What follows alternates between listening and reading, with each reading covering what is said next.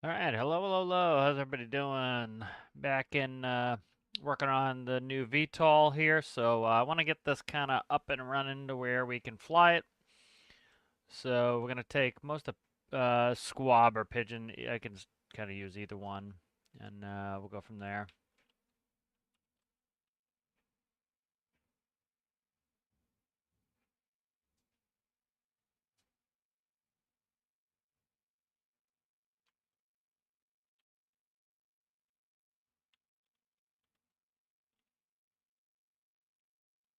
Kind of decide what we want to do with this tail section later. I just want to get it flying. Kind of get it all plumbed up. So let's start working on plumbing. Let's do that because we need to plumb it before we do anything else. All right, so that's engine there. That is below the engine there. Okay. So let's get in the engine compartments.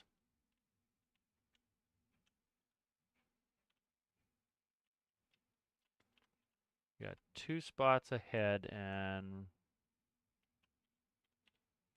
2, 5.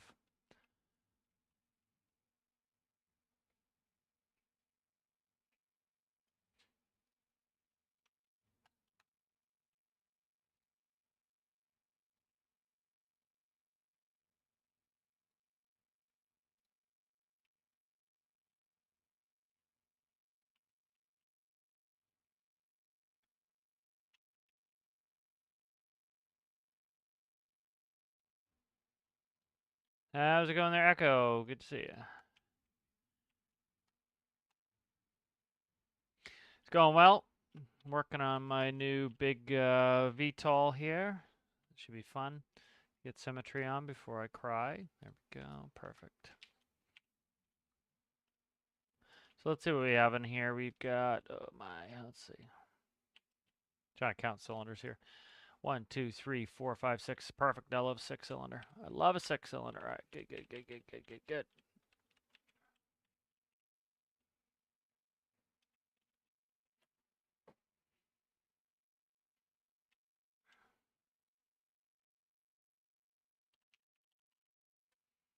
All right. Get a 3x3 clutch goes in there. And then the gearing will go inside of the propeller housings. That's good.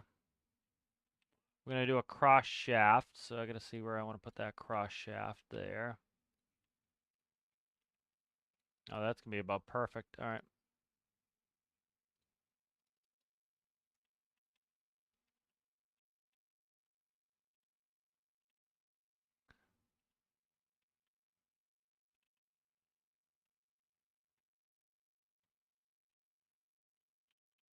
All right, there we go.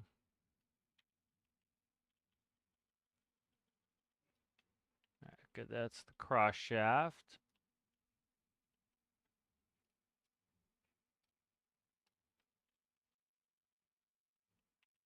All right, beautiful, beautiful, beautiful. All right. And I'm probably going to put a gantry crane in there, so I want to go up here at some point.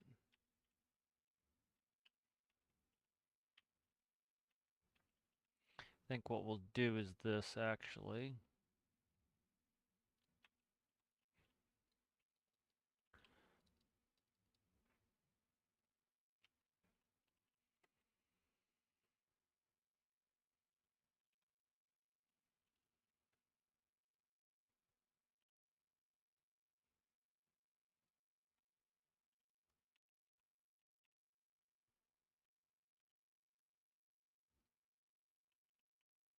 All right, so there's the cross shaft.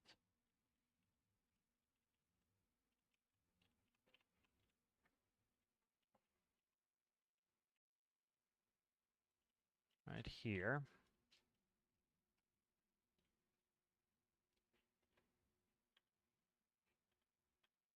That's a nice thing once you kind of get a system working that you like I've got with Pigeon and Squab, is I like the system. The system works really well. And now I can, from there, just like quickly build because I'm just going to grab all the microcontrollers and everything's just going to work. And that's great because Especially when you don't have a lot of time to play or build, you can really slap some stuff together really quickly. Because Squab took me what, like a day to get Squab going because it had all the systems already. All right, so we have cross shaft in there, and then inside of the rotor housings here are going to be the gearboxes.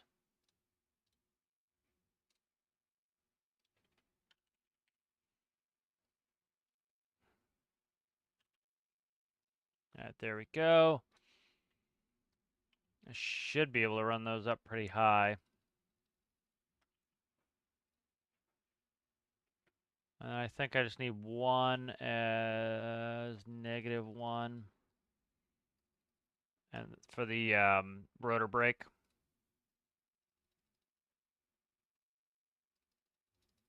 There we go. All right. Oh, thanks for letting me know. God damn, I gotta do a better job of checking that. It takes a second for OBS to see the game, so I still had it set to Tarkov.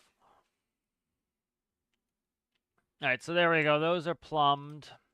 Let's start working on some of the other stuff. Thanks for letting me know, Echo. We need fuel.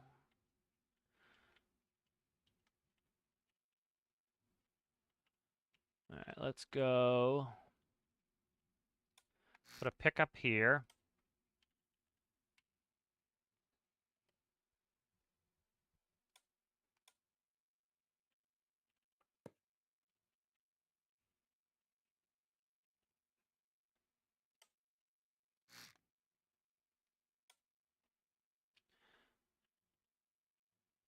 All right, there we go.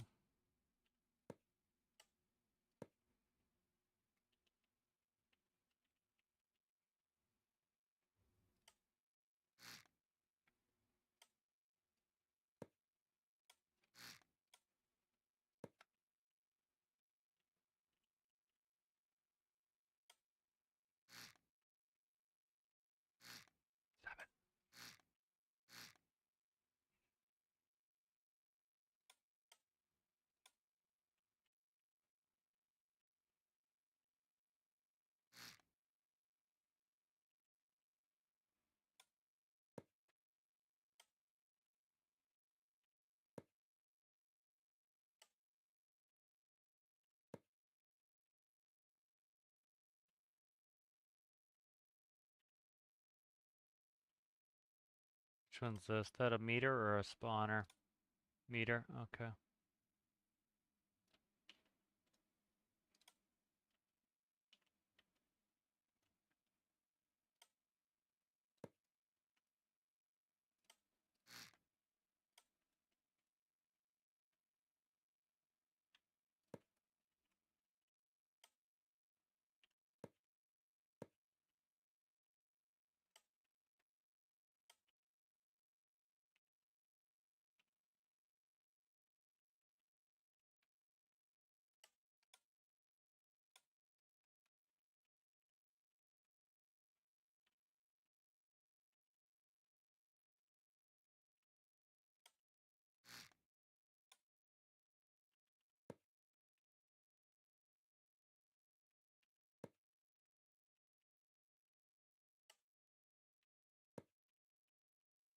Okay, so let's look at all this. We have the fuel pickup here.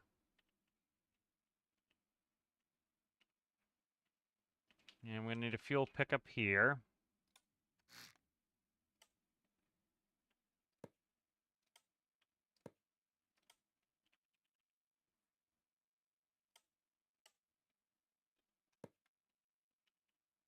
Alright, so there's our two pickups.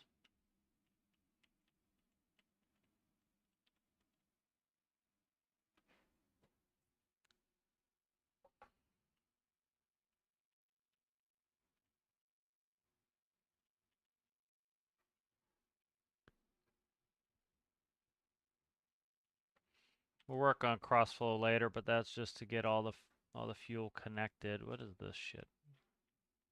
Did I not fix this? I didn't. Okay. That's done. All right.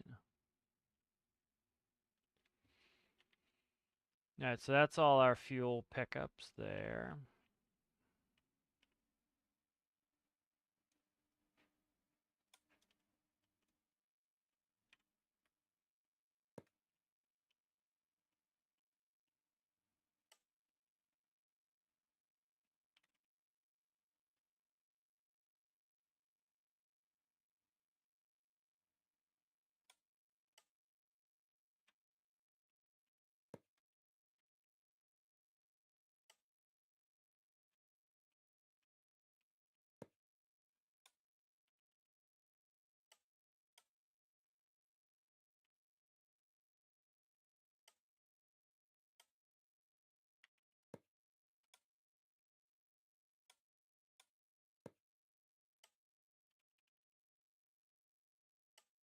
Sorry, I'll check with chat in a second here. Oh, that's funny. Yeah. Yeah, sometimes like you get into it and like I've got 3 monitors, but I'm still tabbing through everything, and then I realize, or somebody says it. All right, that's good. So we've got fuel. Air is going to be easy.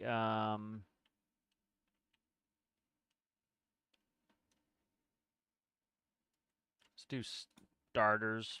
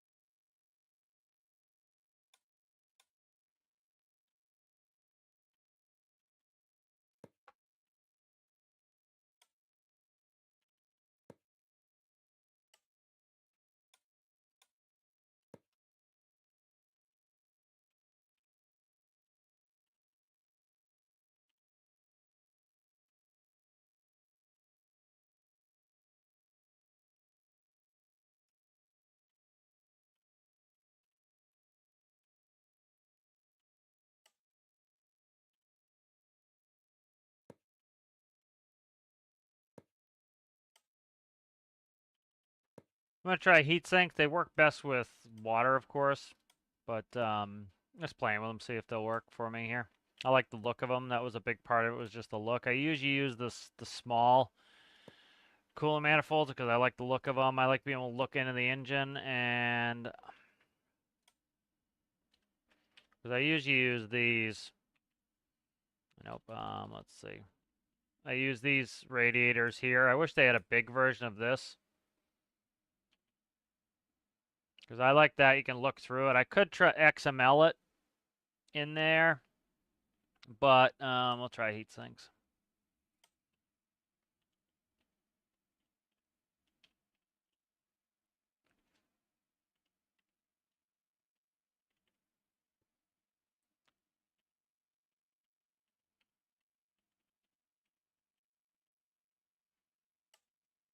And then with their big engines, they should be able to run them pretty low, RPS wise.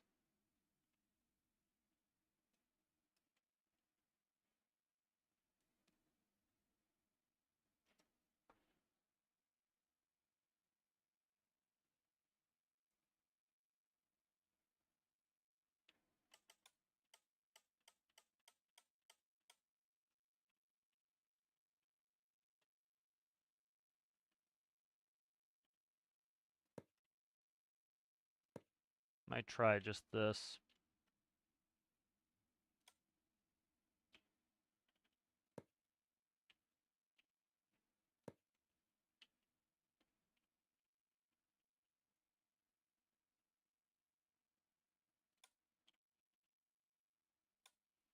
So if you watch my cooling tutorial series, I show how this is helpful because it essentially tops up the water, so you have a higher volume.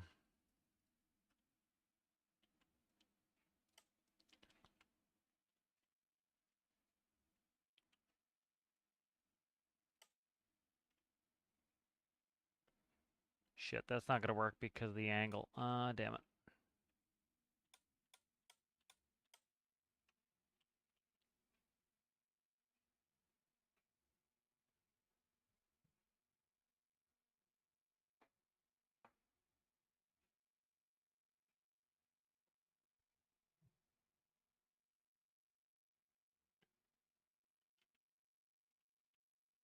Go ahead and save this real quick.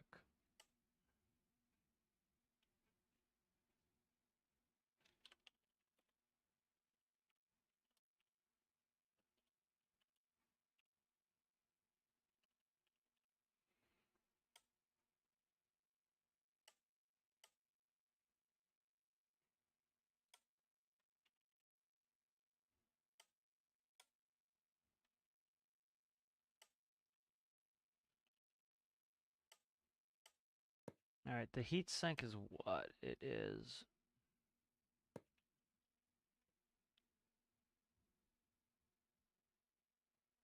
Yeah, that's the problem is it's 5 and the other one's 3, so I can't get it. If I did 50%, is that 3?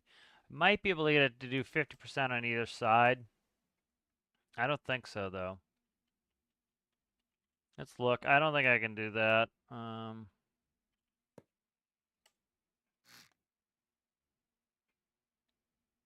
And then the plugins are going to be screwed up. I'm not going to bother with it.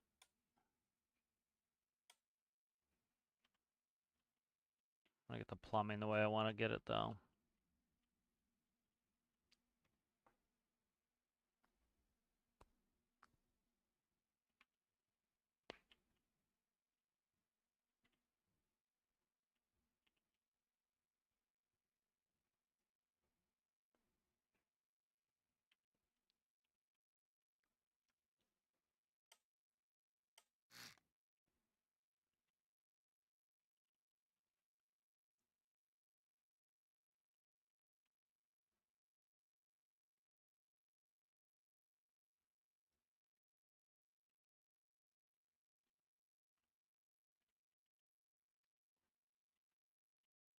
What's the space that I need in here?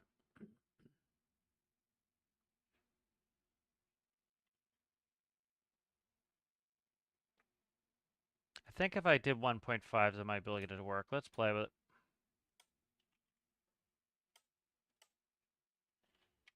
Because mostly for looks, and then I can put other cooling in there.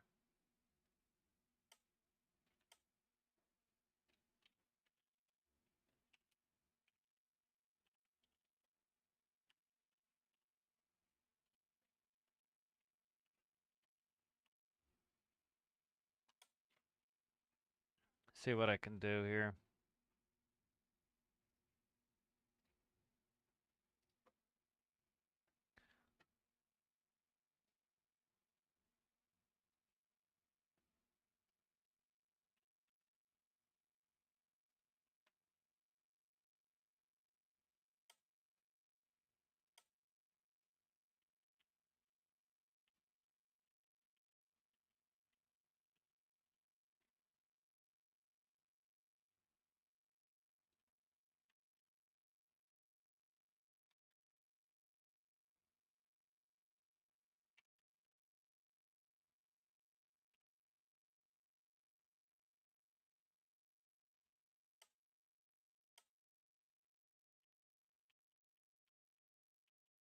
I don't think it will let me XML it.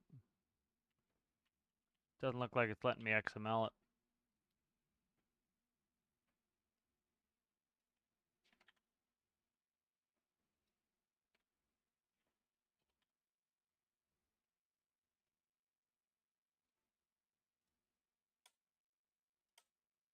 Okay. I was trying to do 1.5 instead of 2, so.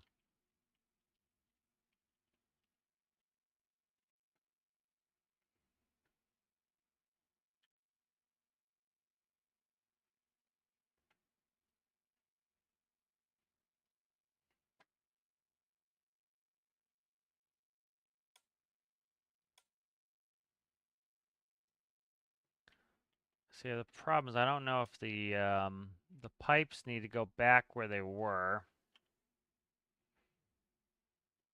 So that's gonna be ugly as shit. That's gonna go right there somewhere. But it's mostly I just want the grill.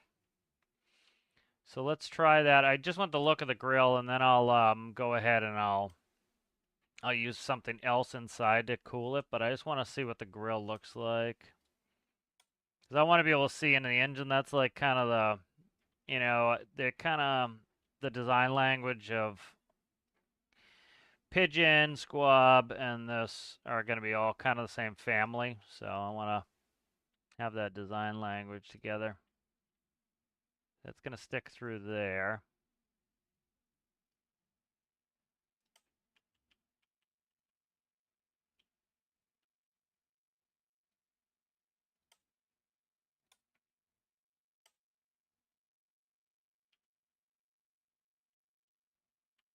We'll see if I even hate it sticking out like that is.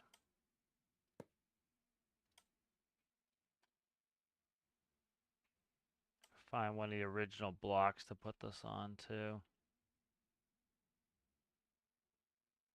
There we go. That will do it. All right. Still no, huh?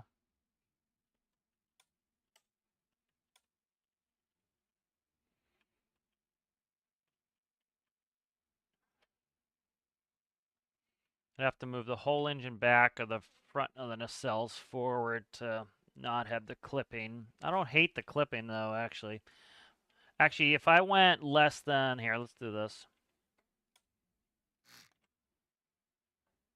Let's go back into the XML. Let's see, -1.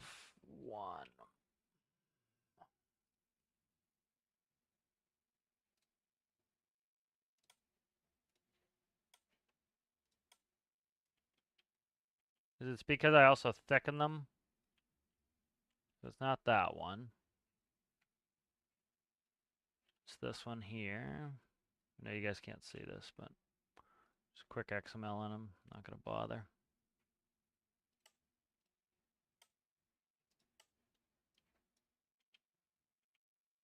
Fucking move.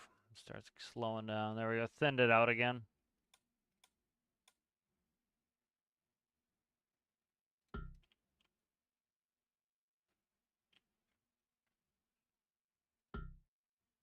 I'm gonna have to add a helper block on here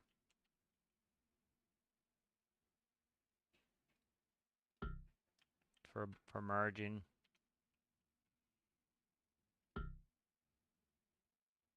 There we go. All right, there's a helper block. Give me the thing.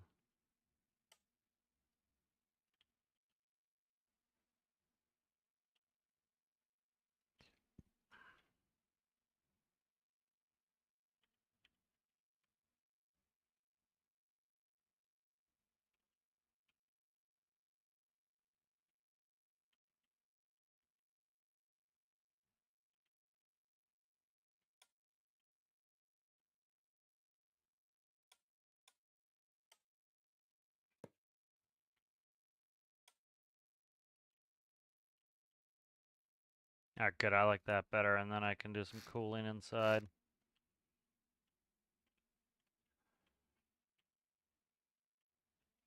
Very nice. And then one thing I might do is, I like that. What do you think? Like this? Or like this?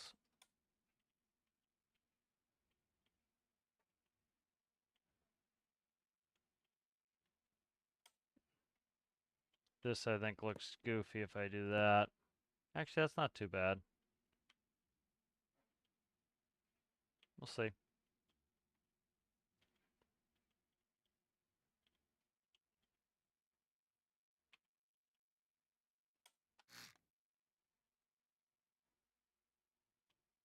Hello, Rasmus. How are you? Yep, just XML in the radiator.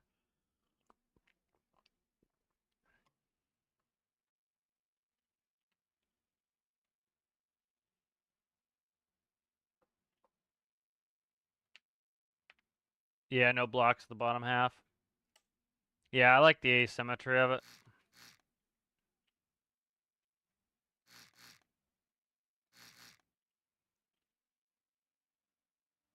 Try something else as well.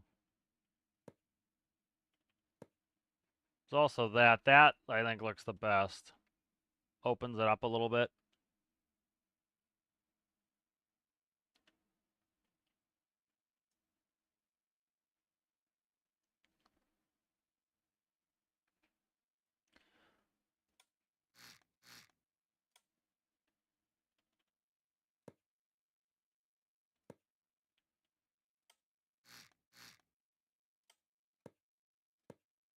I like that. That's probably pretty good there.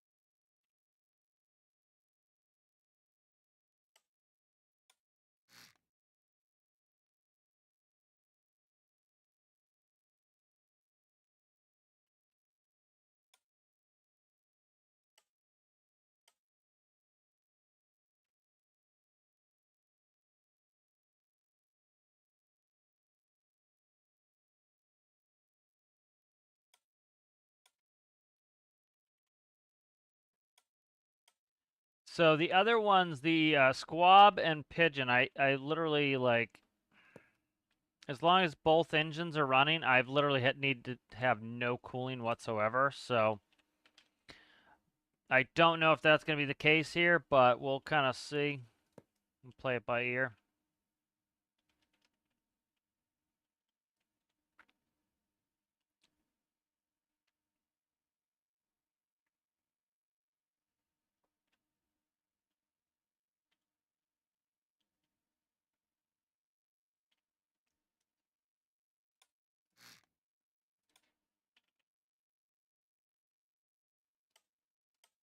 So we'll see how it goes with the cooling. I just want to like reserve some space for the cooling in case I need either copious cooling or any cooling. Because like the other two, literally, the cooling systems never turn on. It just doesn't need it. So it's like when people are like, oh, it's so hard to cool. It's like literally, I have so many vehicles that like don't need cooling at all. It's just all a matter of getting them set up properly with the relationship with RPS and load. All right, so we got some cooling reserved in there. Plenty of space to add more. That's good. Air.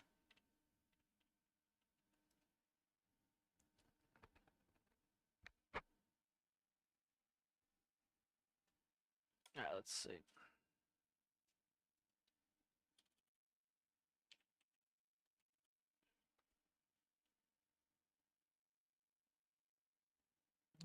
Why does it do that?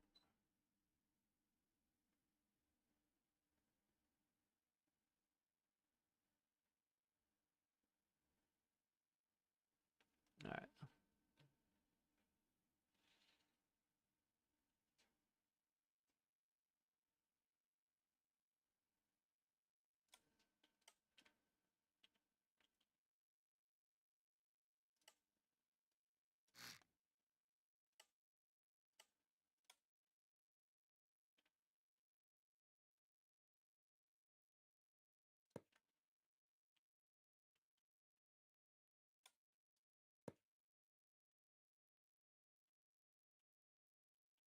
I like the look of that.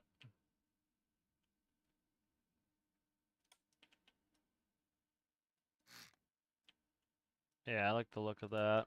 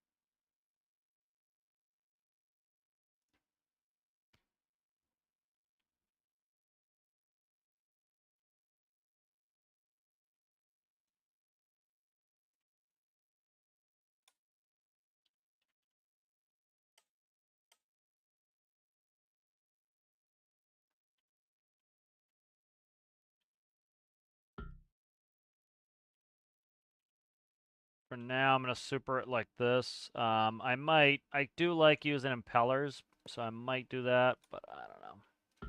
I'm just trying to get it running. You know, the best thing to do is go through a proof of concepting phase. Make sure your idea is gonna work, because if it's not gonna work, then there's no, you gotta retool early. You get something you really like the look of or whatever, and then you realize it's not gonna work. It sucks. So it's better to make sure it's gonna work first. So that's kind of trying to get it running, get my proof of concept going, and then once we know it's good, we're good from there.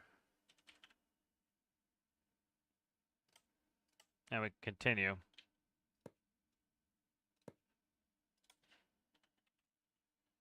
One of the greatest things they added was, people have been crying about the updates, but they've been fantastic lately. It's like the spawn particles thing here was great because you can make things look the way you want. You don't want the particles, you can get rid of those particles. It's great. Oh, this is interesting. Max power. I didn't see that. I don't know when they added that. Oh, and then on the radiator, I want to put a teed off loop here.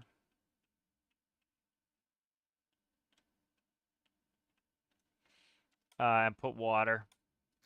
That increases the amount of fluid in the system.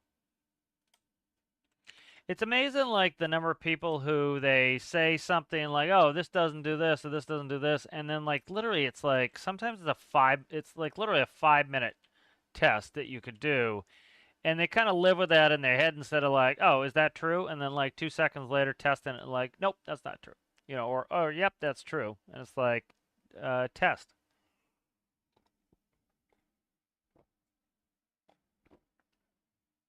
They have, honestly, yeah. For the last couple of updates, quality was absolutely incredible. Modding was generally, yeah, I think they've done a ton of great stuff lately, and it's, you know, um, I think they're doing a good job, and they're going through some of the old things people have asked for and wanted, and I think they're doing a good job at it. The people who are always griping, you're never going to make them happy anyway, and so there's no point. Those people are grouchy assholes anyways. You're never going to be able to satisfy them, so it's like, why bother?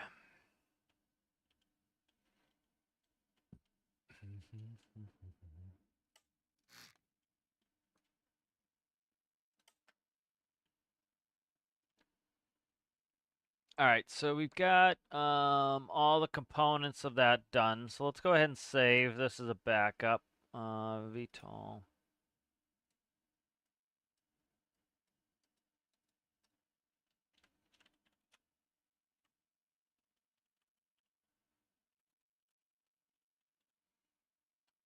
All right, and then let's go ahead and I think we'll do squab just because squab is easier to put in here with it. So like, we've got pigeon, we've got squab, and we've got I haven't thought of a name for this yet. Um and they're all kind of the same family.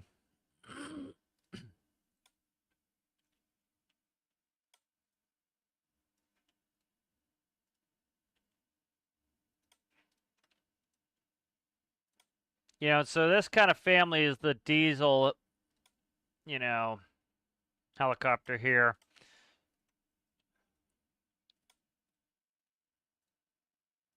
Okay, so what I want to do is I'm going to name this left and right. So this front one is left and that one is right. So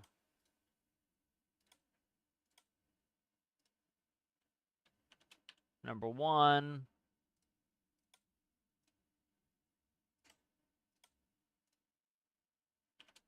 All right, number two. All right.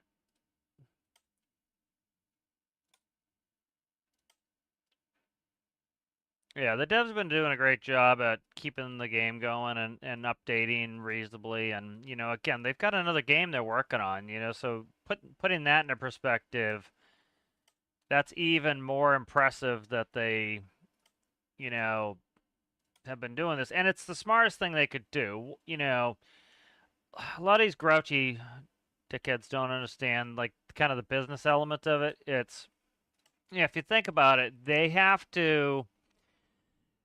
got a new product out, which is AnyMaker. And with AnyMaker out, they've got this new product out, and they don't know if it's going to be a success or not. And so one of the things that they don't want to do is torpedo a product they know that's a known quantity. That Stormworks is a success, and so they don't want to torpedo that. And so one of the ways they do that is they keep working on that in parallel.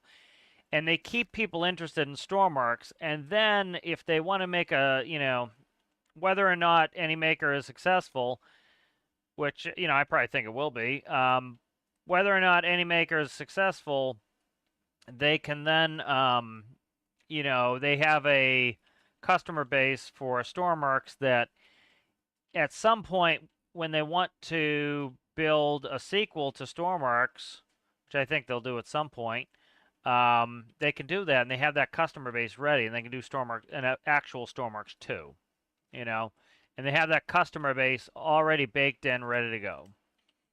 And so, that's the smartest business thing they could do.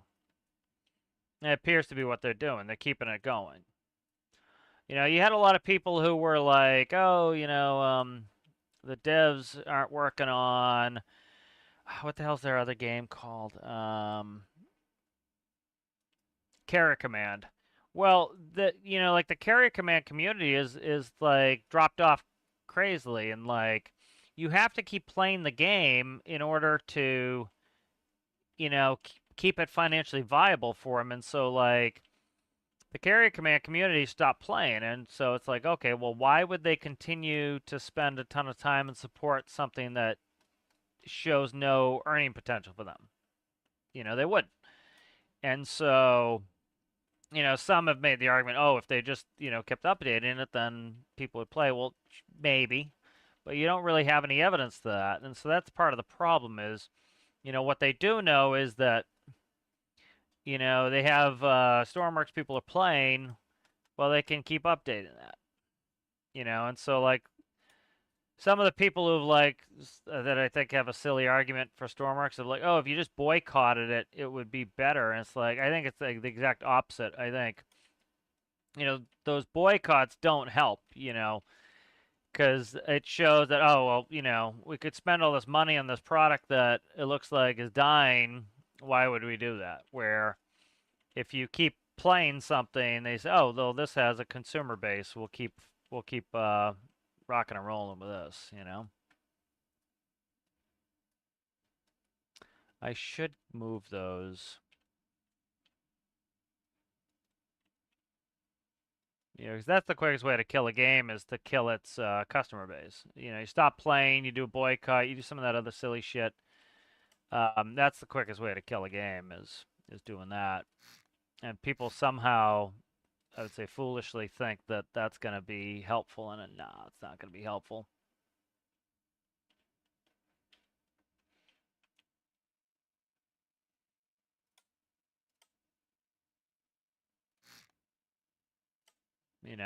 Nobody's saying you have to play if you don't want to play, but like trying to torpedo something is a pretty silly way of getting it to have attention.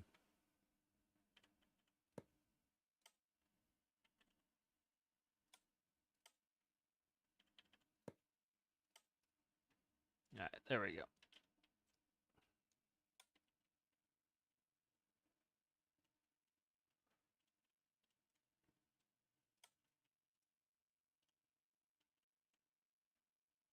Yeah, I think a lot of those people too have an outsized idea of how much, they're always like, we want this. And it's like, speak for yourself because you don't know, unless you've taken an actual scientific poll of, who's actually kind of with you on that. Say, for example, people who would like them to stop doing updates and just do, um, stop doing updates and just doing bug fixes. Like you see that a lot. Like, oh, if they just stopped doing updates and did bug fixes, it would do X, Y, Z. And it's like, you can't speak intelligently about that unless you have some actual data. They don't even have that data, and they have a hell of a lot more data than us. So you would really need to kind of like you need to prove that point. You can't just make the point and expect it to be to actually say anything. You have to demonstrate that with some polling. It's funny. Like some of the people still hang around the discussions on Steam, especially who really don't even play the game anymore, but of course have many opinions. And they're like, "Oh, the game's dying. The devs have stopped, are gonna stop updating it," and you just see them, and it's funny. It's like those are posts from like 3 or 4 years ago. They're like, "Oh, they're not gonna make any more updates. The updates are dying. They're gonna just focus on their new game."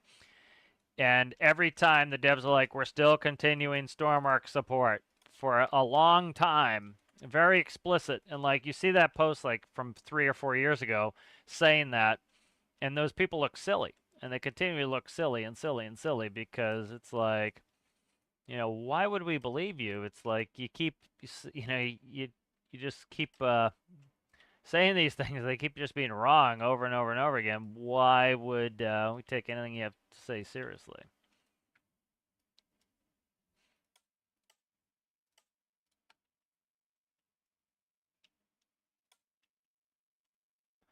All right, autopilot, and that's the panel. What's that? Brake panel? Okay.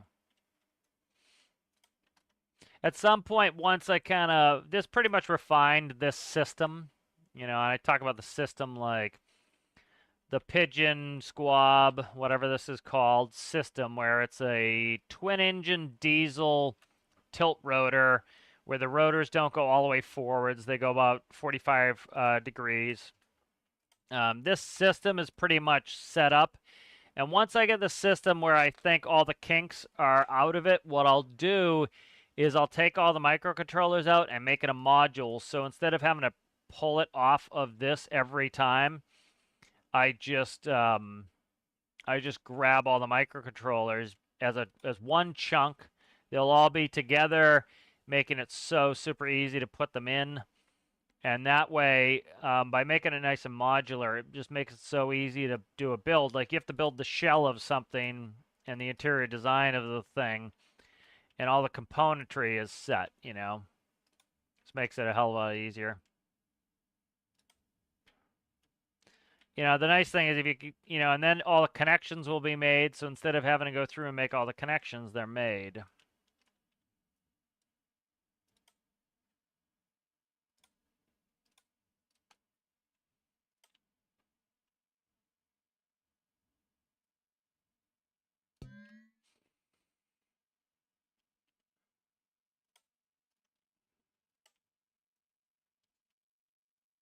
So that's a nice thing to do that just makes building a hell of a lot easier is kind of getting them all set up like that.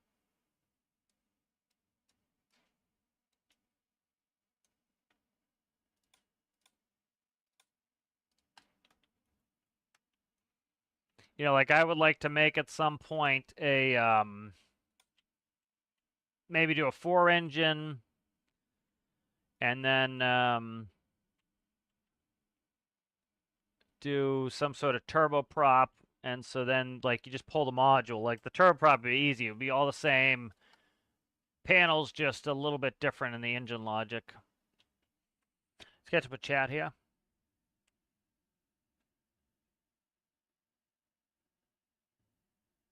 Yeah, I'm not sure about the max power. I've just never touched it.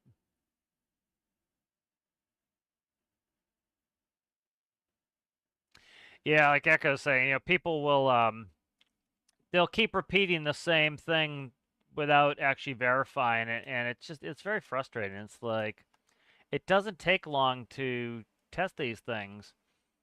Like for example, I did that cooling tutorial series, which I got a lot of good data, but it was just a pain in the ass to make the video of the data, so it's only got one video in the series. And I just like have no interest to go back and screw with it. Maybe at some point, I don't know. And it was like so I had heard that rumor that adding tanks increased it. And so I'm like, and then I heard other people, no, that decreases the flow rate. So what did I do? I tested it, and lo and behold, and then you're like, okay, does this make sense with the mechanics and the physics we know in game? And try to come up with a rationale for it. And the rationale was actually pretty simple: is yes, the radiators spawn with water in them, but not necessarily max level of water. And so by putting in, a tank, you're getting more water. And there are negative effects to having air in the system sometimes, but that extra water overcomes some of those negatives. And so, yes, at the end of the day, it turned out that by adding water to the system, you can get higher flow rates, and the cooling, the higher the flow rate, the better. And so, yes, it turned out to be true. One of the rumors that a lot of people have been saying, that adding tanks, and then you get some people, oh no, that makes it worse. Okay, well, here's my testing. Here's my video. You can download the example and look at it. And so, and then like, so so some people will say that, and I'll post the video, and they'll be like, oh, really? That's awesome. I didn't know that. And that's kind of, I'm glad, like those people I give a lot of credit, is like they went and they heard something that challenged what they thought they knew, and they went and they looked at it, and they were like, oh yeah, that is true now. And that's the best way to do it, is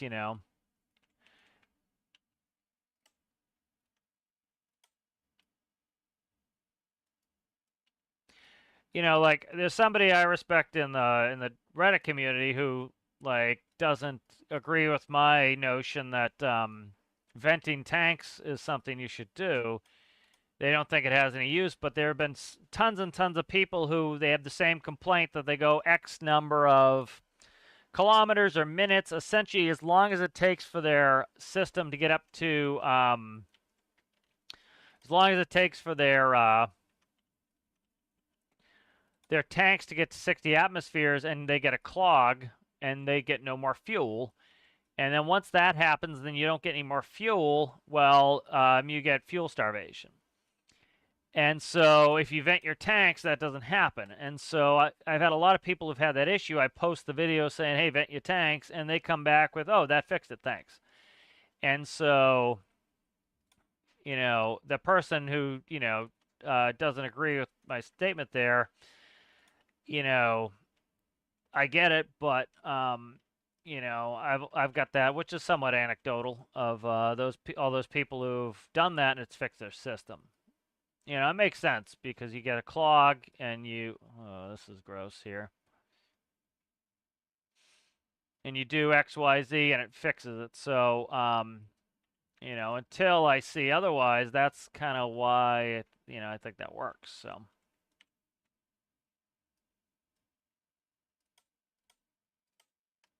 And it makes sense, right? You ventilate your tanks IRL. Every airplane I've ever flown has vents their tanks for that very reason.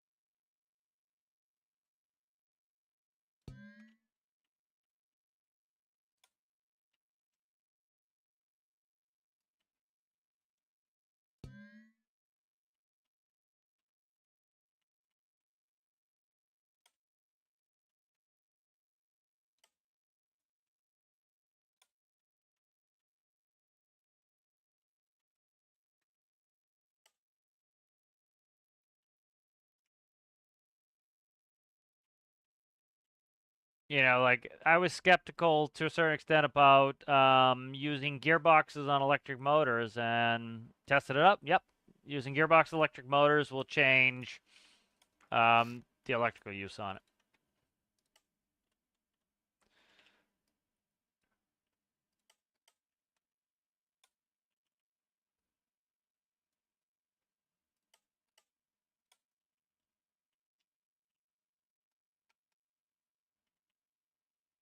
So the best thing you can always do is go in and test things out and see if it actually does something. Some stuff is very difficult to test. It takes a lot of repetition. Like, it's funny, like, I did a pretty standard basic scientific test for my cooling video after the pressure update. And people, it's funny, some of the commentary, it's like, oh, but it's only a small motor. It's like, you're missing the point. It's a stock example test. And they're like, "Oh, well, you're only turning a small generator." It's like that's irrelevant. You're doing the same test. We're not testing for how much electricity I can make. We're testing the cooling methodology. And so by testing the cooling methodology, you're taking it and you're using the exact same motors over and over and over again. So they're the same, and all you're changing is the cooling. Because that's all we care to test is the cooling. We're not testing how much electricity I can generate. We're testing cooling. And so I don't need to have the exact same, I don't need to have a big motor. I need to have the same motor doing the same job and to test.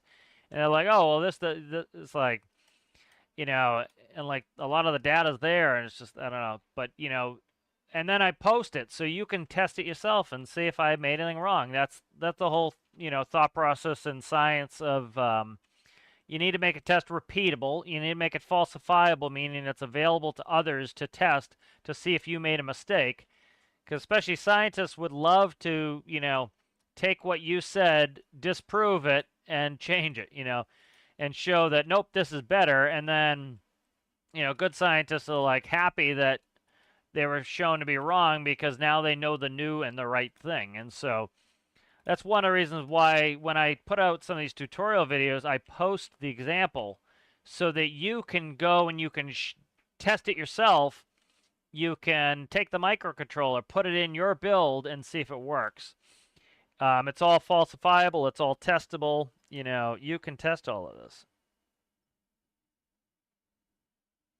And you can see if I know what I'm talking about or not. And if you see any errors, you can post the errors and I can, fix my methodology.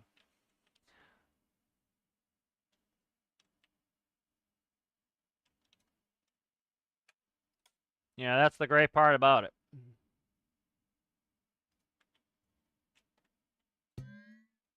Like somebody just posted recently, they said, "Oh, I followed everything your tutorial said about the car tutorial, but it doesn't work."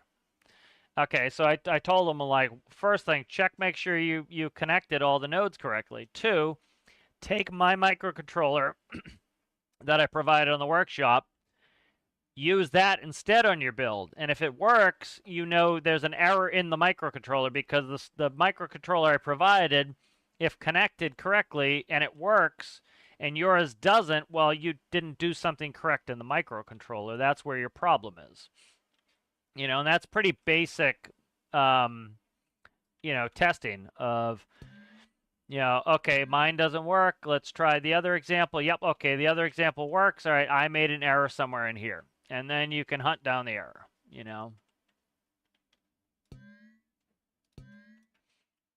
the one I always do is I forget to hook up the composite node constantly on my engines. And so I'll have, like I've gone through and looked at microcontrollers. And then once you have some good microcontrollers, especially ones you've made, you can,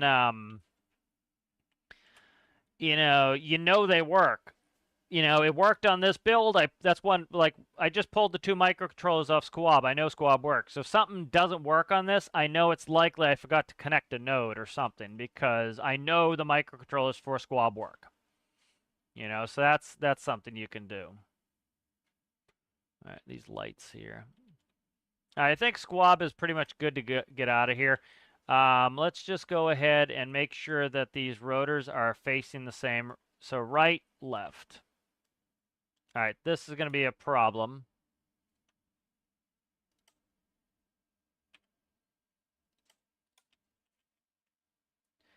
The other thing is, the more you do this stuff,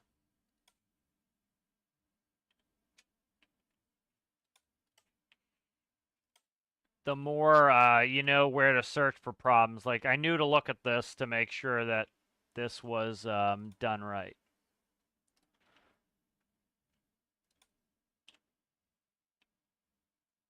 Oh, you sucker, you. All right, right, left, and then this one should be the opposite way, left, right.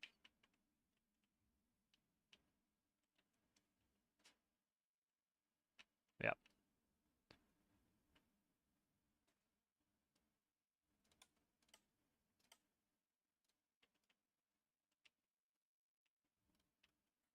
All right. So that fixes those props, because that would have been a problem. And then the easiest way is to find the nodes like this.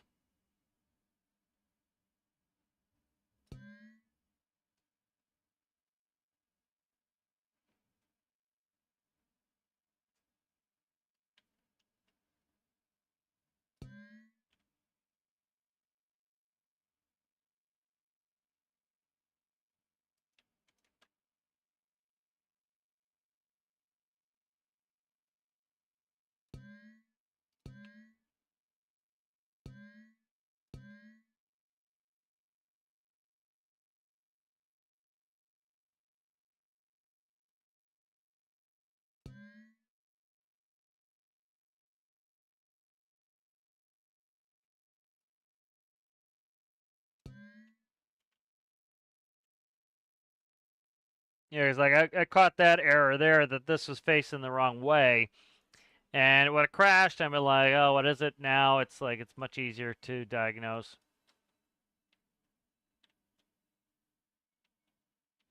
All right, let's get rid of squab. Hopefully it's not premature to get rid of squab. But like, again, once I get all of these micros and I kind of throw them, you know, that I can just bring them in as a subunit and a module, that's going to be so much easier to do some of this.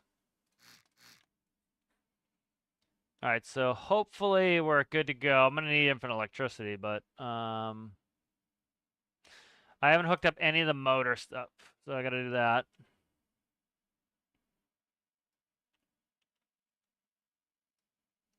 All right, that's the starter. That is the fuel manifold, air manifold, alternators, coolant pump. So we need to do... Okay, I have a... So I got to just change that coolant pump up. I'm going to leave it off for now. RPS, battery. I should have pulled the batteries because a lot of stuff was already connected, but that's fine.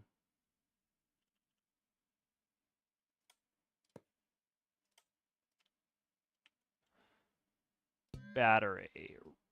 Rad out.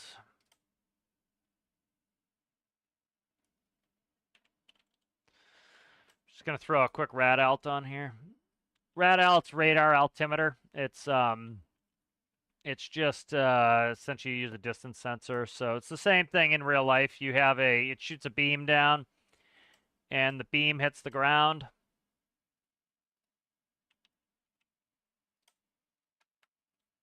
And that tells you how far off the ground you are. And so, for example, the reason this has a rad alt is I believe I can't put it into, what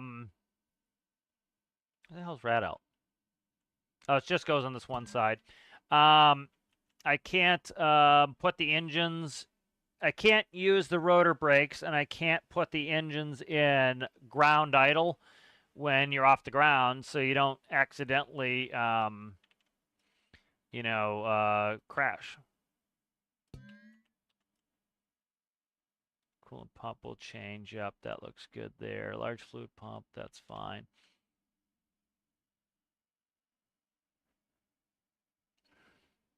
And then the one that I always forget is the composite, so. All right. That's a good way to make your stuff not work, is forget your composite, because it's not getting the information. But it's like so much of that, like you'll see, I'll make a tutorial and then people will be like, oh, I did everything right, it's not working. Like, I get the sentiment, you think you did everything right, but you didn't. And then again, the quick test is take my microcontroller and check it. That'll tell you if the microcontroller error or not. And then the other one is make sure all the nodes are connected, because that's an easy one that we all do, is forget to connect a node. If the node's not right, then that's not going to work.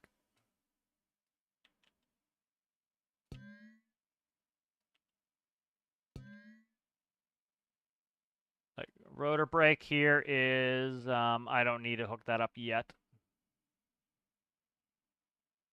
So I'm not going to. All right, and then for master, which is this one, master breaker is just going to do the two pumps for now. That's good.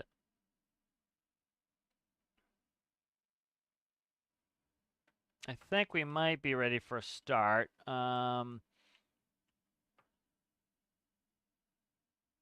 Stabilize roll will go in here. See if those are connected right. Let me see. I'm going to catch up a chat.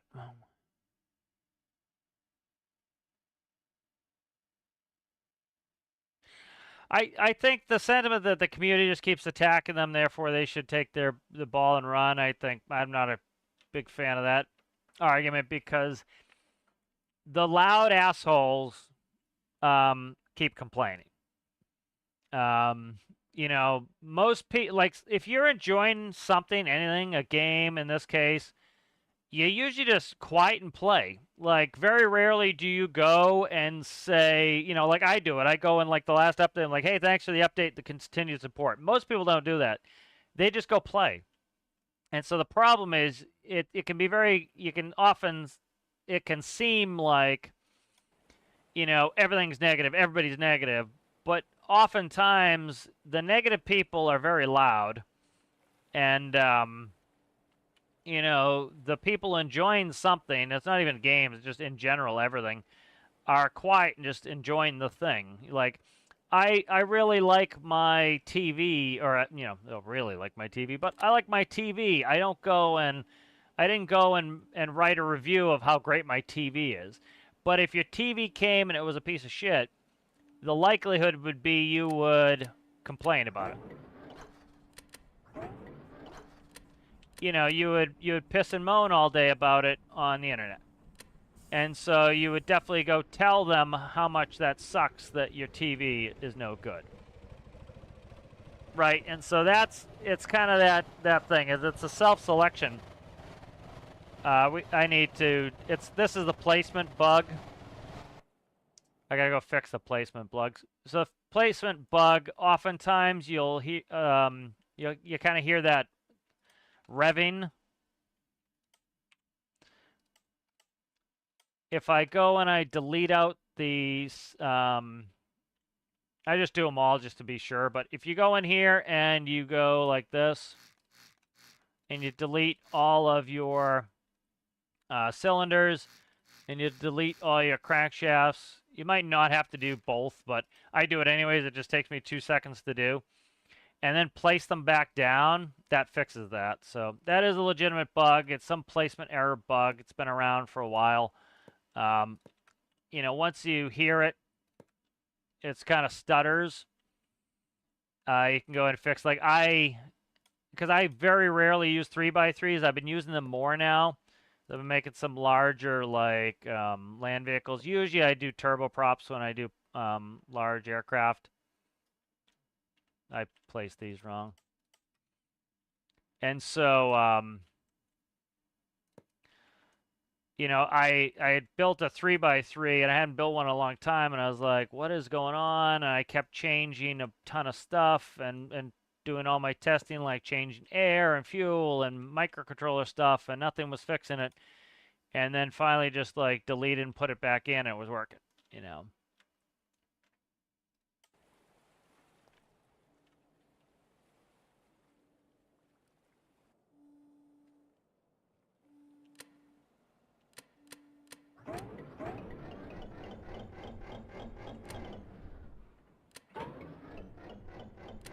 Something I just placed. Oh, you know what it is? It's the composite node.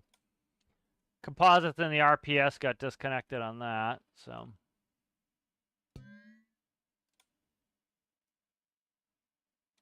But like, yeah, you know, you know, anytime I go get a good product, I rarely ever go back and write a positive review. But certainly when you get a product that doesn't do what it's supposed to do, or you're unhappy with it, that's when people complain and make a big stink about it. And part of it is they're like, oh, if I just, you know, show my discontent, somebody else won't buy it. Even though I don't get my money back, I'll get satisfaction. And that's what's going on. And so a ton of that is what some of these people are doing. Still having stuttering problems here. Let me read some chat here.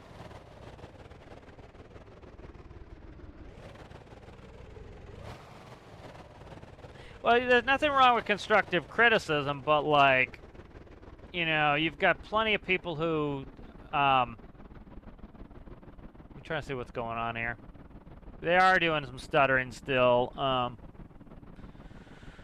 Let's see, why are these not clutching in? I don't know why these aren't clutching in.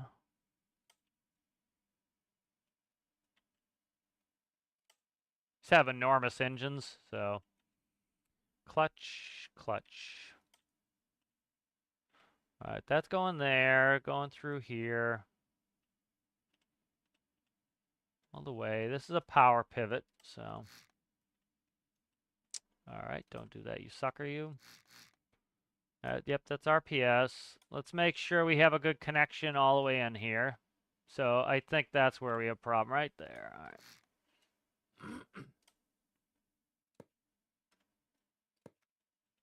You know, nobody's saying don't do constructive criticism, but it's like some of these people are just abusive, and it's like that's not getting you anywhere. You just show yourself to be an asshole.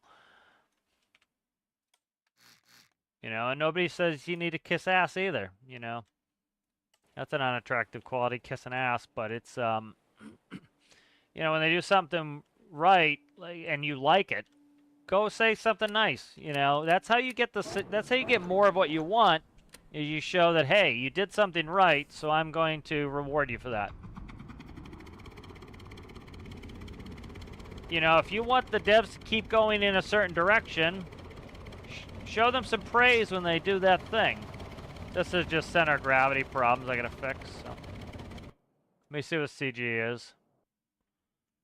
I've got a container in there too. So it needs to come forward a little bit.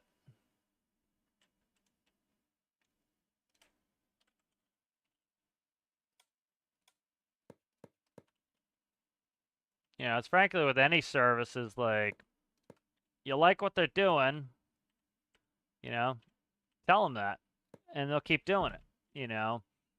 They spend a lot of money, all these companies, on research trying to see what people like, and if you give them some good feedback, then the likelihood of you getting what you want is much higher.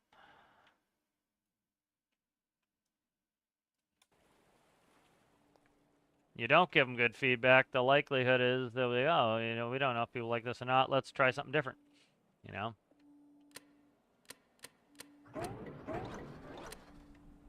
At the end of the day, too, is the devs of any game have their own vision, and like, yeah, people are like, oh, if they just do this, they get so many more players. Well, that might not be what they want for the game, you know.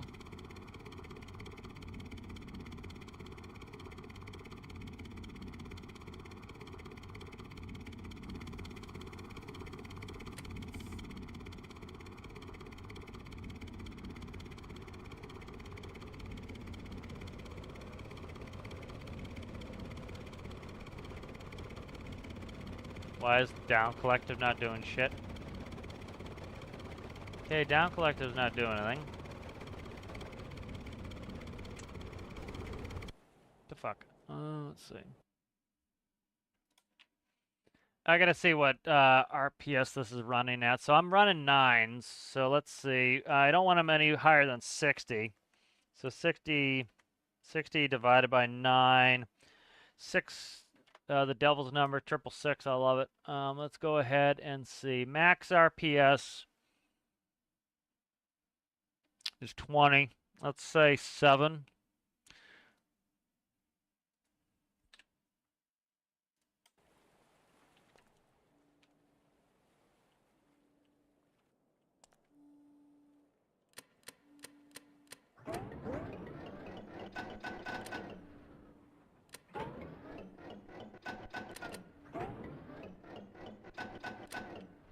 Fuck. Literally all I changed was max RPS to 7. Go back, see if they start, see if that was actually... Like, it's annoying. You could try something else to see if you screwed something else up, but the smart thing to do is just change one parameter. If that screws something up, go see what it is first before you start dicking around. Okay.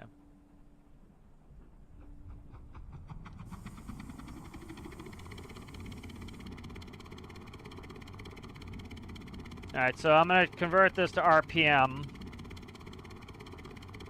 So 325 divided by 60 is 5.4. So that's actually pretty close to where we want to be.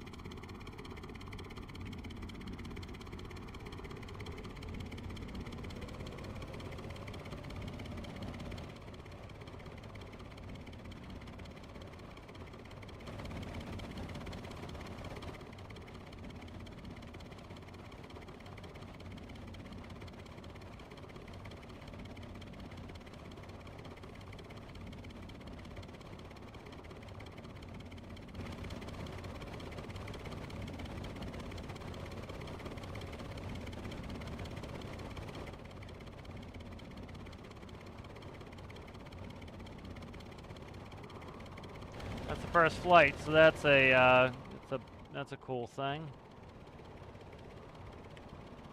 I'll read chat in a second, guys.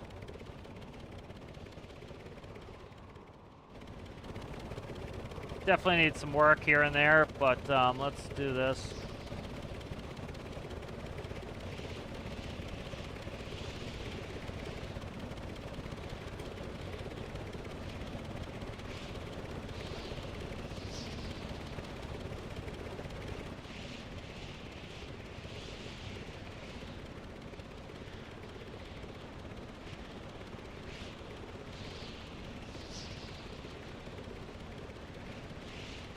All right, let's read some chat.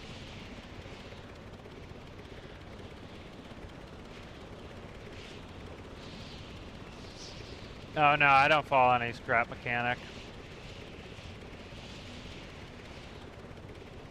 Yeah, you need to vent the tanks. I don't get this, like... the guy I'm talking about, I'm not gonna say his name, but he most of the stuff I agree with. He does good posts. Like, we have some disagreements in certain areas, but we're friendly about it. But like, he says you don't need to vent tanks, and I'm like, I don't know about that.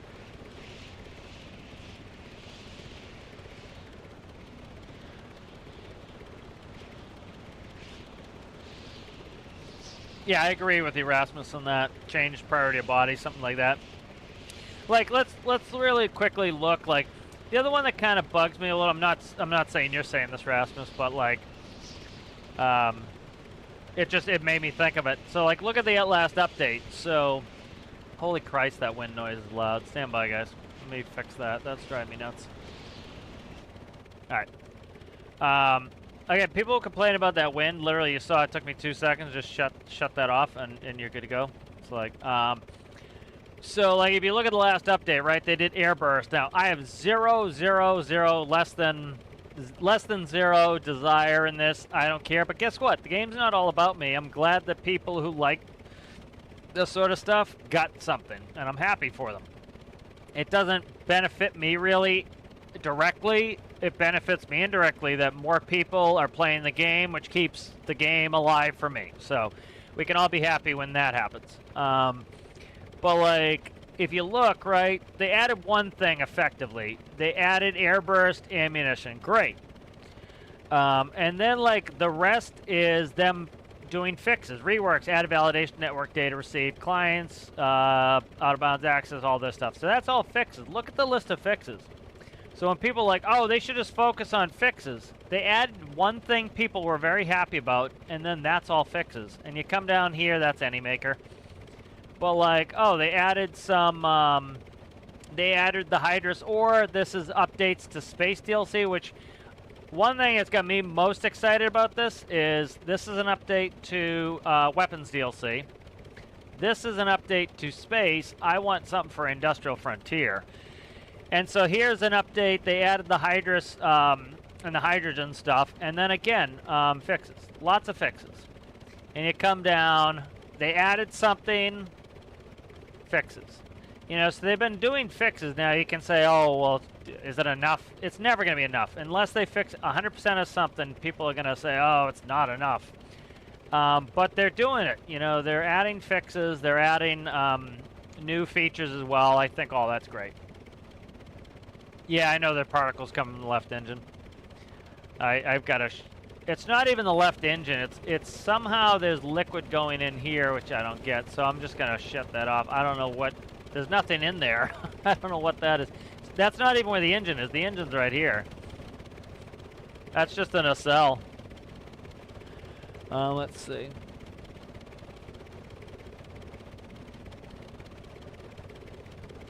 Yeah, I always use 3x3s for trains, ships.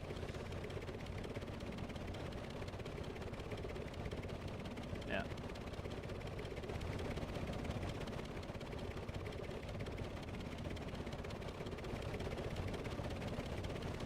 Sometimes I need to change my pit tuning on these larger engines too.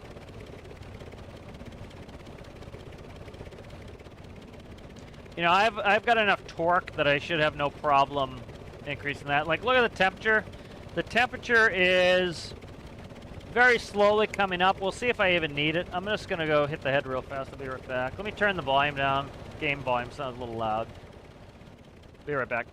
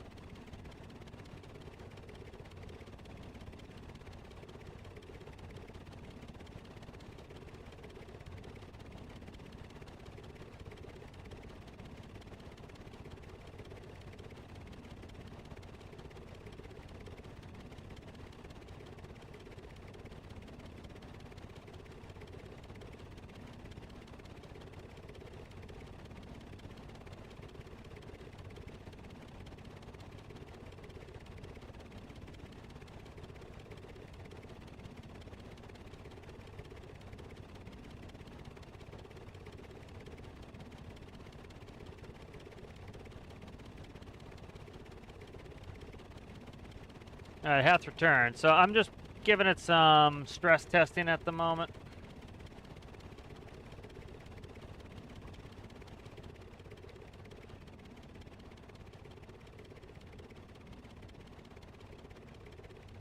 You know, so it needs some tuning here and there. You can see how it's like overly wobbly. We got RPS issues here. Those will be fixed. But again, you know, I'm taking something that was made for a 1x1 engine, putting on something bigger, different size blades, different RPS on that. So all that needs to be reconfigured, but it's flying, and that's the main thing, is I want to get this up and running. It's looking pretty good. The other test I want to do is temperature. It's looking pretty damn good. So we have, like, the cooling does not turn on this build until it hits 100 degrees. It may never hit that. The other two, Squab and Pigeon, literally the cooling never comes on. I don't even need it because I never get to 100. They do have cooling, though, because the only time the cooling will ever come on Squab and on Pigeon is if I go single engine. So if I shut off a fuel valve, this might not have enough power to run with one engine down. But I've shut down an engine, and you should notice the temperature will go up. It should go up. I don't know if that engine's actually shutting down, though. Anyways, I could shut down one of the engines on the other two. I'll have to look at this one. And it will overheat then, because now you have one engine trying to drive essentially four props. So it ends up being high load, and the load causes the temperature to go up. So, but I really like the front of it. I like the kind of truck look to it. It's going to get some hips. The gear are going on the sides and going up into bays. The nose gear is going to retract. They're going to get different wheels. But I like the general shape. I kind of like the boxy industrial nature of it. It looks good. I like it. Cockpit's got a good amount of size in it, but it doesn't feel oversized. It's got good visibility. I like the eyebrows. Overhead panel is going to get integrated a little bit better. It's going to get pushed back maybe one. Yeah, I'll get pushed back one spot. I might actually leave where it is.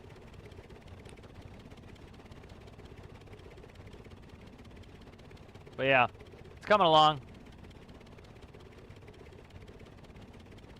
You see it's sloppy right now. This is all tuning work that needs to be done. I gotta see where the rotors actually are at. The RPS is so all over the place, it's hard for me to see what it's doing.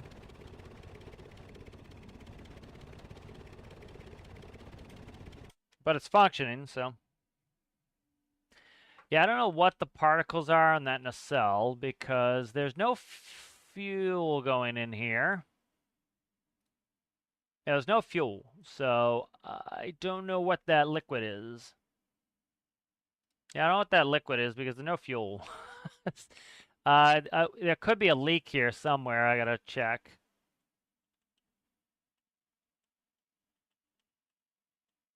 Because this is all, that's all thrust on RPS going through there. Could just be a, you know, deferred from somewhere else, so, or referred from somewhere else. Let's kill all those.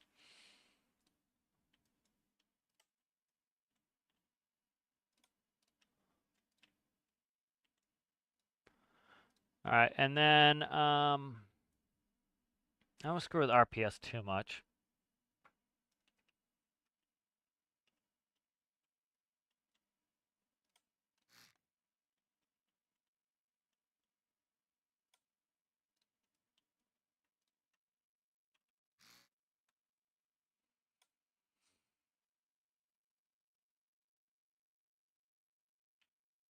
So one test I'm going to do here is I'm going to run this at a very high RPS.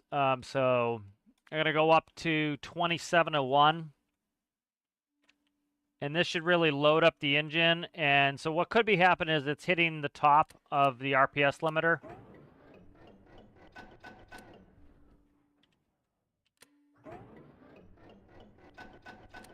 Okay, what the fuck's going on now?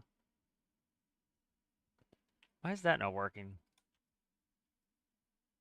That should literally have no...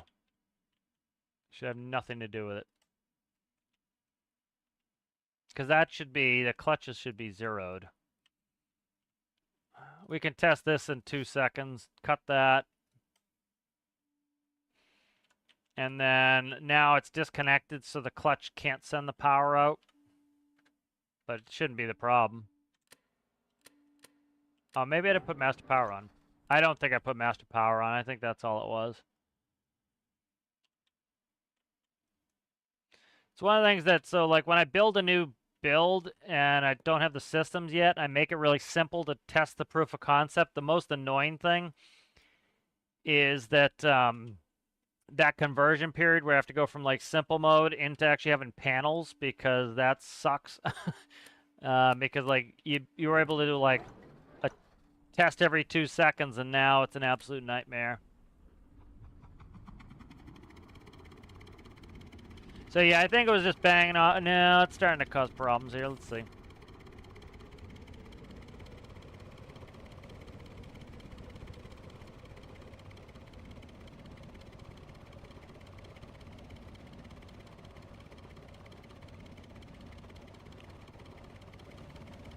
What? See, I have no clue what's causing this because there's no liquid in there. That's interesting.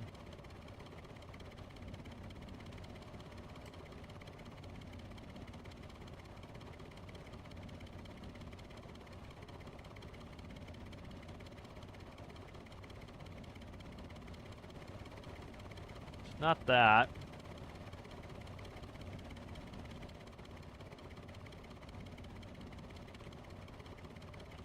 I don't have much control. Oh, you know, this is another thing I gotta do here. I don't have the seat connected at all.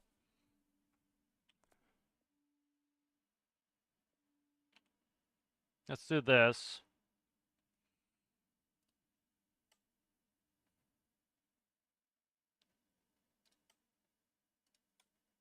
Let's pull squab real quick.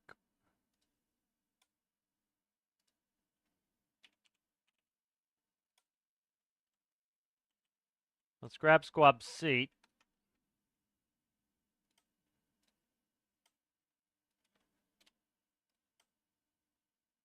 I don't have the seat hooked up at all, so like I was trying to control it and I couldn't fly it because I never had control.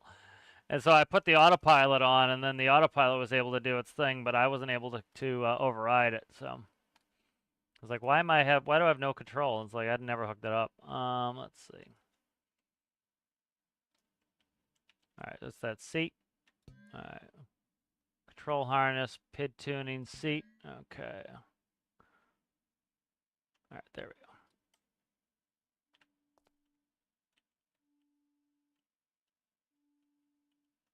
Like the amount of torque in these motors, like so, say for example, they're 27 cylinder equivalent to a 1x1, so it'll be 27 times 6. That's 162 cylinders of a 1x1 per side. Put it into can't hear. Okay.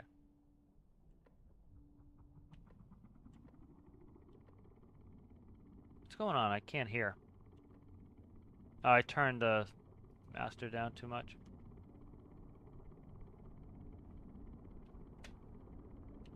There we go. I should have some control now. There we go.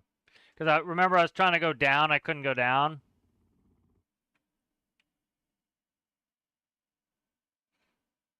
How does my RPS limiter work? It's a PID. It's an undershoot PID. So generally what I do is I do a low p-value. I don't do any I or D. That's probably could be part of the problem, is no I and D, but I do that very specifically for the beginner series, is essentially like, say I do a low p-value, it's 0.18. So say I do a low p-value and I set it at 20, it's never going to reach 20, so it doesn't have any of the overrun issues. Yeah, it's never going to be able to go above that number, so it doesn't have the up, down issues. So like say you wanted 20, it's only giving you 18. Well, then you do 25, it gives you 20. So it's an undershoot pit, essentially, is how I do mine.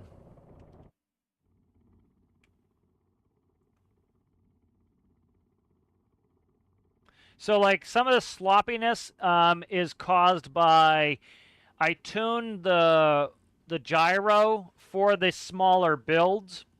When I go to the bigger build, I need to retune the gyro again. So.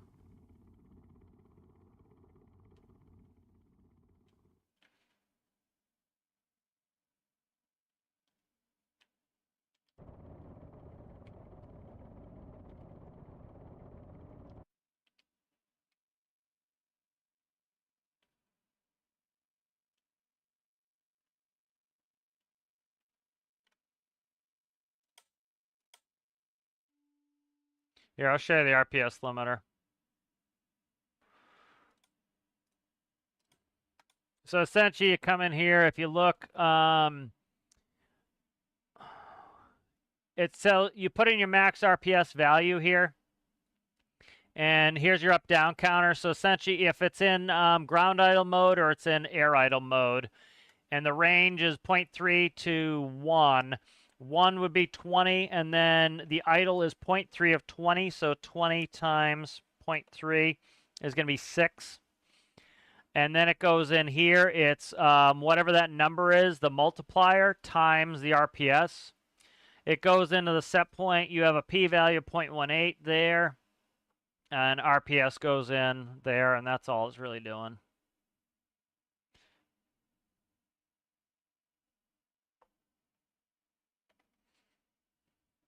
So let's go in here and... So right now they're 20. Let's go up to 30, see if that functions a little bit better for me. I'm not going to play for too long. Yes. I flipped my laundry, I believe I did.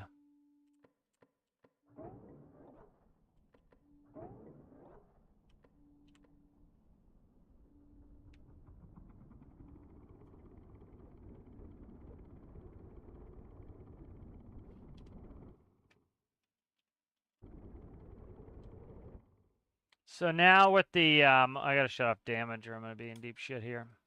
There we go. So now the gyro, the sensitivity's up more, and I can control it a little bit more aggressively. That's usually when you get to a bigger build, you need to change the sensitivities.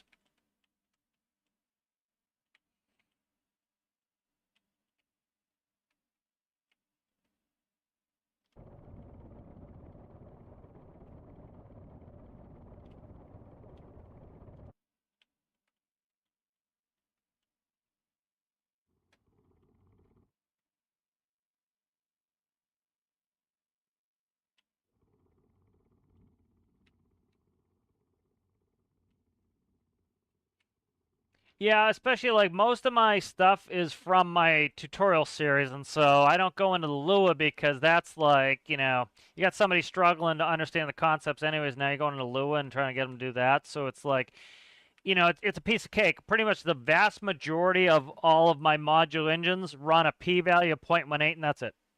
And they work fine. And then sometimes I have to tune them a little bit.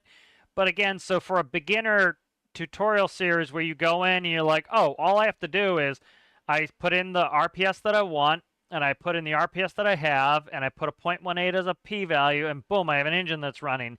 That allows a new player to get into modular engine. You see so many people like when I'm like, oh, what? Just go to modulars.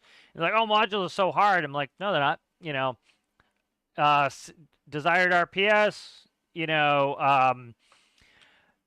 current RPS 0.18, bingo, you're done. And so by doing that, it makes it really easy. And so that's part of the reason why I do that is so that, you can see something that I built in the workshop and that I play with in the career series, and it's got the microcontroller from a tutorial that you could go watch. So it makes the game much more approachable for people, and that's why I do that. So like even like I could go and I could do a Lua PID that takes care of all the run up and everything else and make it perfect.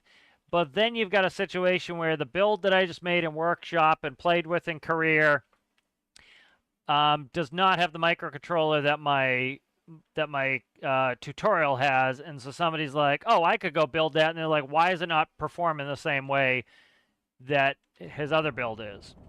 And so that's part of it's a continuity thing that I wanted, where you see my truck or my car or my airplane or whatever, like literally some of my airplanes that says, you know, uh, new player, Stormworks Basics tutorial, because literally I'm using the tutorial engine microcontroller that you could go then watch that video. You could then download that microcontroller off the workshop, and literally you can make your thing work just like my build, um, by watching that tutorial. So it makes it approachable. The problem I see with a lot of people is it's like their shit's so complicated that even if they taught somebody some simple thing, well, they're not using that simple thing themselves, and so it kills that approachability.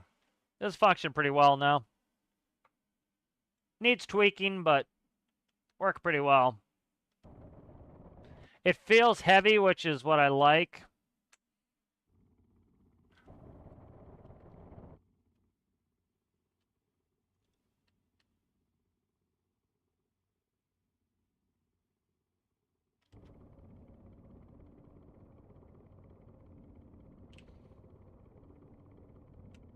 Yeah, so like that's an answer to a lot of the questions people have is like, why do I do X, Y, and Z like I do? Is it's like a huge part of it for me is continuity with all my tutorials. It's trying to make it so that it's demystifying the game, and it's making it so that you could have something that works pretty quickly. And like when people are often like, "Oh, there's a better way to do it. You could do this, this, this, this, and this." It's like, yeah, there's a reason why I'm not doing it that way. And I get it. That's the better way, but it's like there's a reason why I'm not. Is I'm like trying to show you that you can take this basics tutorial, make this thing that I'm using. How's it going there, Odin's dad? Oh, that's awesome. Yeah, I'm glad you're enjoying it, Odin said. Yeah, and that's kind of like that's the whole point is like, like these microcontrollers on this, I think spawned off the Stormworks Basics module and tutorial series, and it's small tweaks, and so that's the point is like to get you in the game and enjoying the game right away, because I see constantly on a daily basis people are like, I just started and I'm so overwhelmed, and it's like, and I usually, and that's why I made the beginner tutorial series, the beginner career series, was it's like, start at the beginner island. Or the first thing I do in that series is, like, here, let's bring up the series and you can see it. So I tried to like have some method behind my madness when I did some of this stuff. And it's also to a certain extent trying to make some of the stuff timeless, where like, yes, there are changes, but like a lot of it you can go and just still follow it. I'm trying to see the series.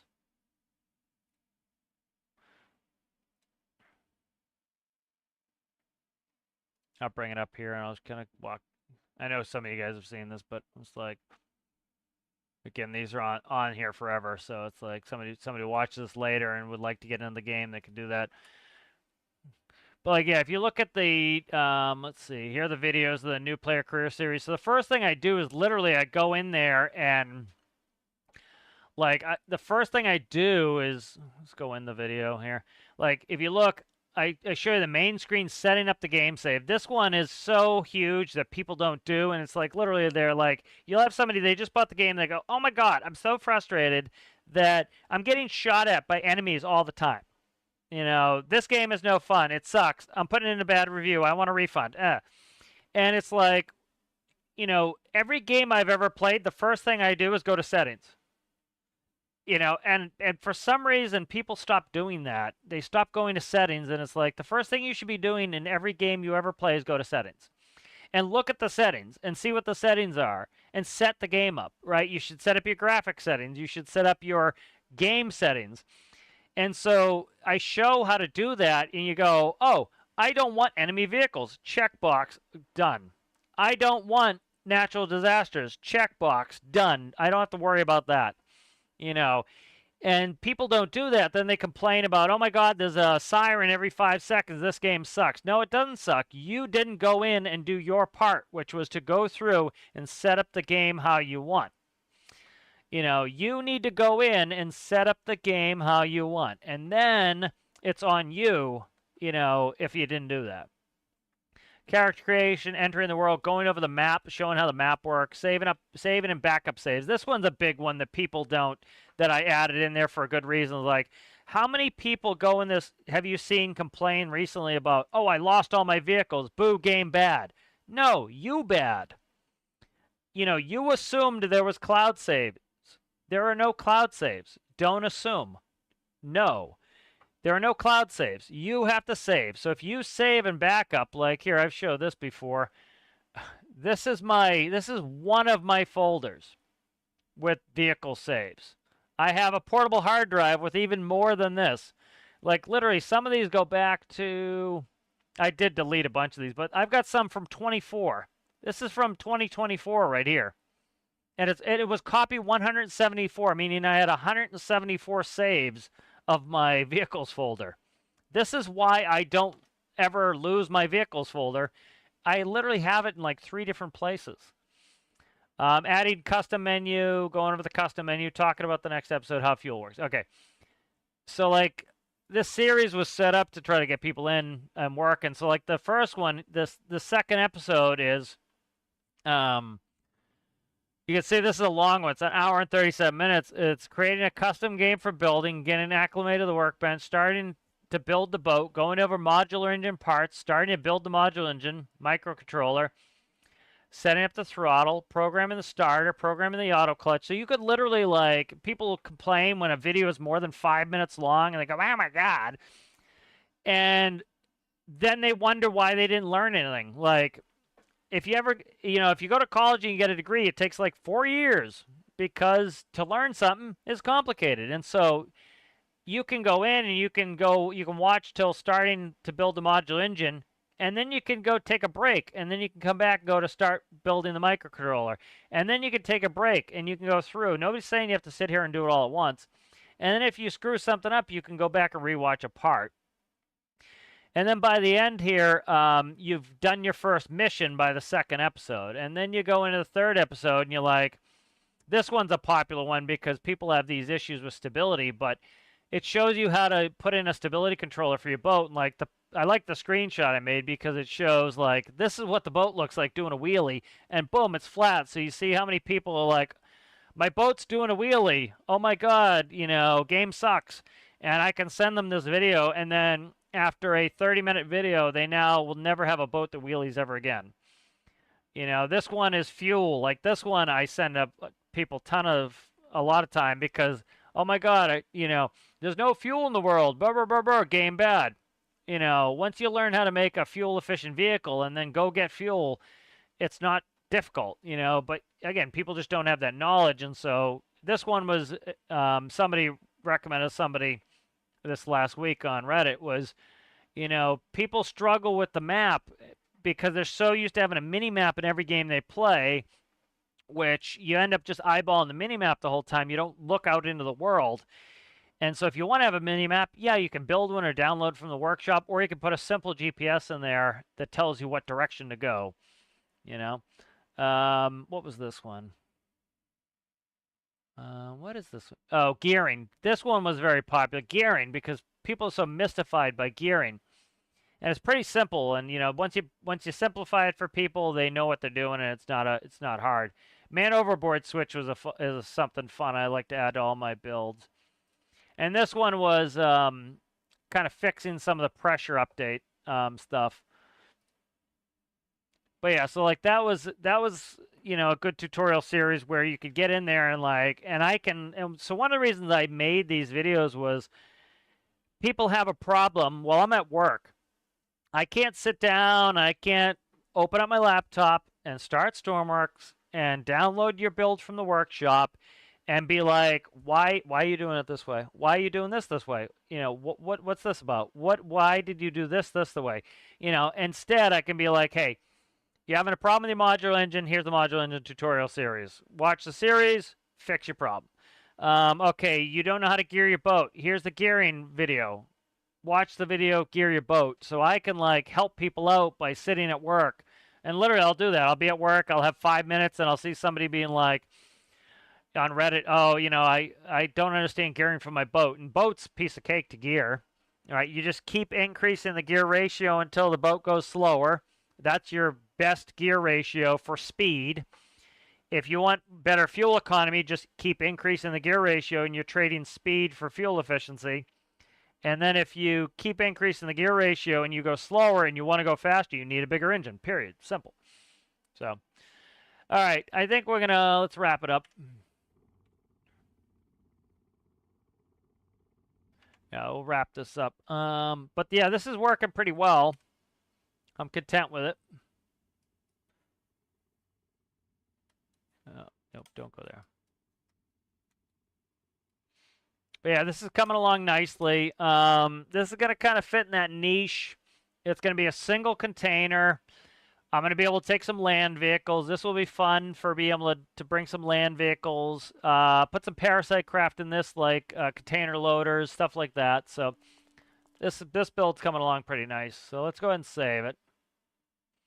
And we'll jump off.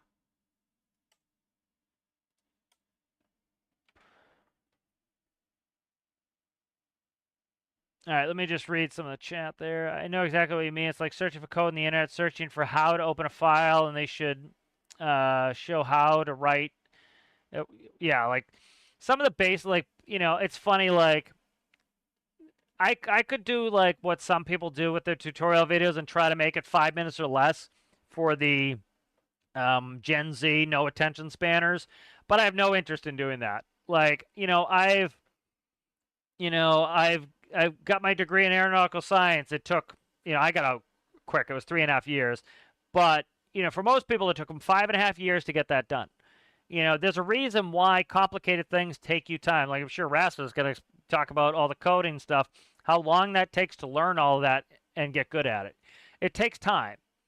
And, when you go through a college course and they explain it in a certain way, you build a foundation, you build off that foundation, you increase complexity. Very simple. Like, I'm currently going to, I'll be teaching people how to fly airliners here soon. And so it's like, that's the level, and, so there's a way you teach people how to do complex things. And you can't really teach it in 5 minutes. There's a type of learning called rote learning where you just you essentially say the number that you're looking for is 5. Just remember the number 5. And that's not really, you don't get any knowledge or understanding from that. It's just repeat back number. So for example, we have that in flying where it's like, what is the max landing weight? 75,100 pounds. That's a rote thing. There's a number, you know it. And then there's more high-level learning. Why is that the case? Why is there a max landing weight? And you can explain for an hour what it is. And so some of my videos are very long because I teach some of the theory. I lay a foundation, teach the theory, the same way I was taught these things. But, all right, guys, it was good to see everybody. Thanks for hanging out. Thanks for hanging out, Echo and Rasmus and Owen's dad. Good to see everybody. If you liked the video, give it a like if you enjoyed it. Subscribe, and I'll see you guys next one.